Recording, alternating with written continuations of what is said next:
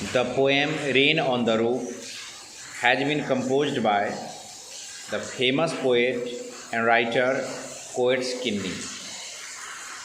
यह poem rain on the roof Coates Kinney के द्वारा कंपोज किया गया है। कोएट्स किन्नी एक बहुत बड़े पोएट और राइटर भी हैं और इस रेन ऑन द रूफ के माध्यम से कवि पोएट का जो वर्ड है, देखिए रेन ऑन द रूफ में भी एक पोएटिक डिवाइस है।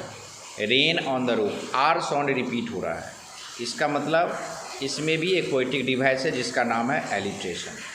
ठीक है, तो एलिट्रेशन एक पोएटिक डिवाइस इसमें भी आ गया। अब चलते हैं लाइन बाय लाइन। दिया हुआ है when the humid shadows hover, when the humid shadows over. Humid means क्या, what? Humid means full of moisture. Humid means full of moisture, full of moisture है। शैडो मीन्स यहाँ comparative है, shadow means यहाँ पर है cloud. मौसम ऐसा है कि स्काई में पूरे के पूरे मॉइस्चर भरे हुए हैं, शैडोज हैं, डार्क हैं, और वो जो डार्क क्लाउड वह होवर कर रहे हैं, हवा में मंडरा रहे हैं। Over all the स्टेरी spheres, over पूरी जगह, और स्टेरी मीन्स स्टार से ही वर्ड बना हुआ है। स्टेरी का अर्थ होता है फुल ऑफ स्टेयर्स मीन्स तारों से भरा हुआ, और स्फेयर मीन्स वहाँ पर है स्काई में पूरे तारे जो है इनविजिबल हो रहे हैं, क्योंकि पूरा स्काई ह्यूमिड मॉइस्चर से भरा हुआ है, और वह शैडो क्लाउड जो है वह पूरे हवा में इधर से उधर मंडरा रहे हैं। एंड द मेलांकोली डार्कनेस, और डार्कनेस ऐसा हो गया है, जो मेलांकोली मतलब सैड डार्कनेस हो गया है। एक ऐसा महसूस होता है कि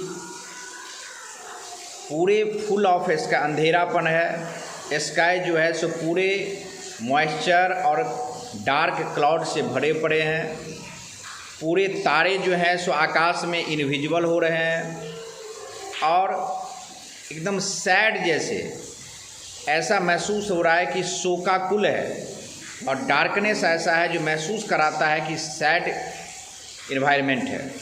और gently weeps in the rainy tears, और ऐसा प्रतीत होता है कि बड़ी धीरे धीरे बड़ी नाजुकता के साथ रेनी टीयर्स, रेन जो है, आकाश जो है, स्काई जो है वह रो रहे हैं, और रोने से उनके आँख से जो आंसू गिर रहे हैं वही बादल की बूंद जो टपक रहे हैं नीचे गिर रहे हैं, वो ऐसा प्रतीत होता है कि स्काई किसी न किसी वे से रो रहे हैं, और जब लोग रोते हैं उनके आँख से आंसू निकलता है।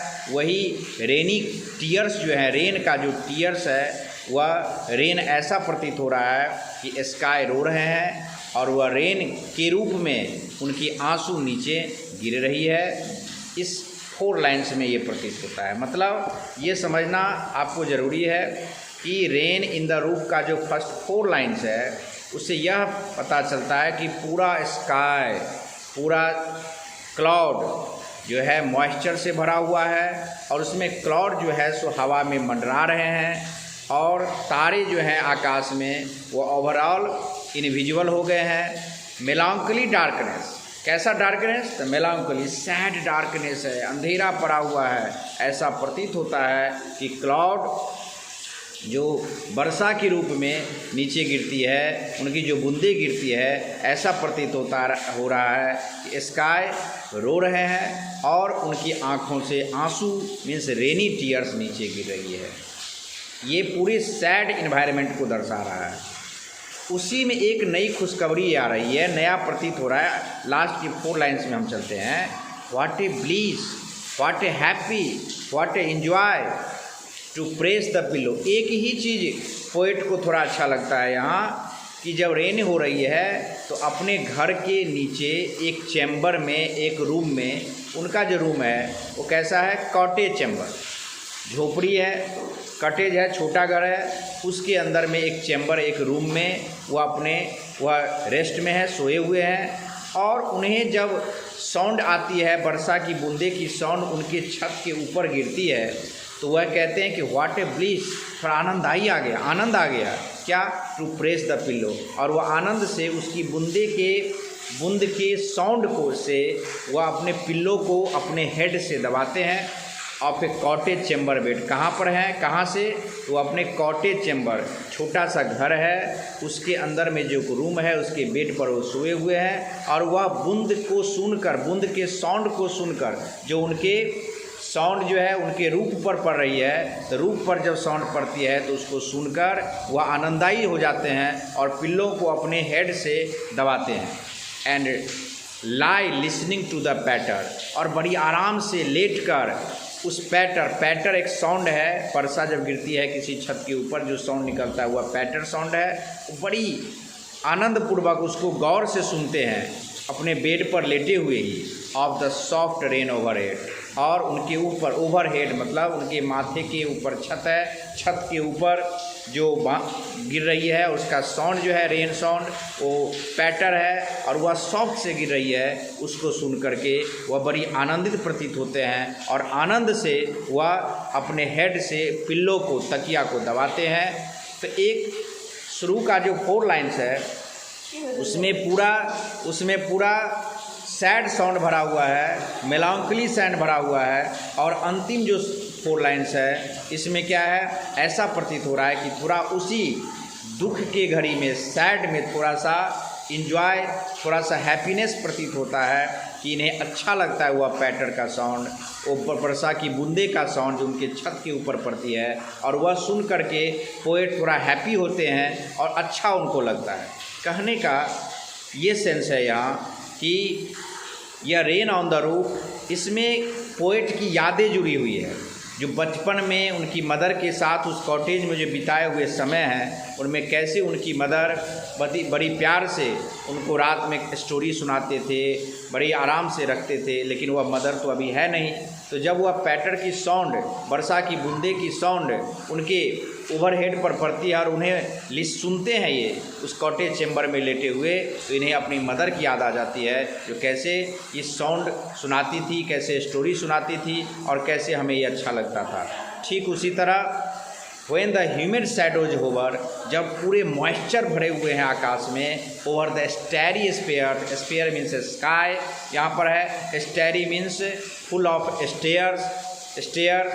स्टार्स मीन्स तारे भरे हुए हैं आकाश में, लेकिन कैसे, इनविजुअल। क्योंकि जब आप भी देखते होंगे जब पूरे क्लाउड अंधेरा हो जाता है तो तारे क्या है, वो कम दिखाई देते हैं। एंड मेलंकली डार्कनेस, और ऐसा डार्कनेस जो सैड से भरा हुआ है, पूरा सैड से भरा हुआ है, और जेंटली ऐसे प्रतीत होता है कि रेनी जो है, क्लाउड जो है, वह धीरे धीरे रो रहे हैं। किस रूप में, तो उनकी आंसू भी गिर रही है। कैसे, तो जैसे वर्षा की बूंदें नीचे गिर रही है, तो मालूम ऐसा प्रतीत होता है कि क्लाउड, वहाँ का स्काई जो है वह रो रहे हैं। किस रूप में उनकी आंसू गिर रही है, रेनी टीयर्स के रूप में। लेकिन उसी बीच एक आनंद का थोड़ा सा फीलिंग होता है, क्या, what a bliss to press the pillow of a cottage chamber bed.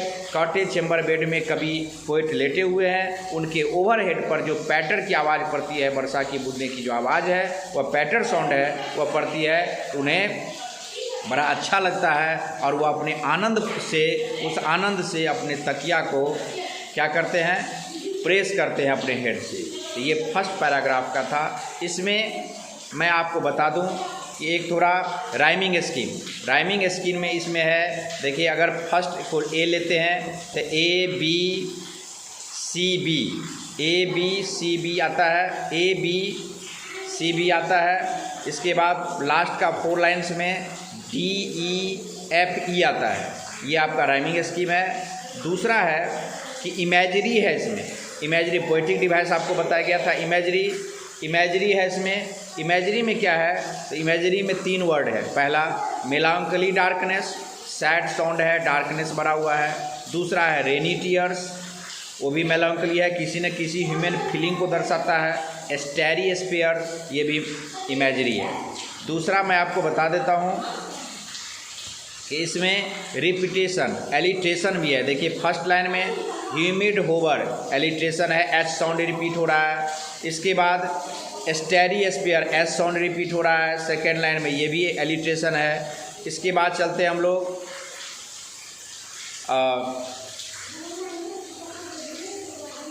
तो दो आपको ये आ जाता है इसमें। इसके बाद फर्स्ट में बताए थे रेन इन द रूफ, इसमें भी आर साउंड रिपीट हो रहा है, वहाँ भी क्या है एलिट्रेशन है।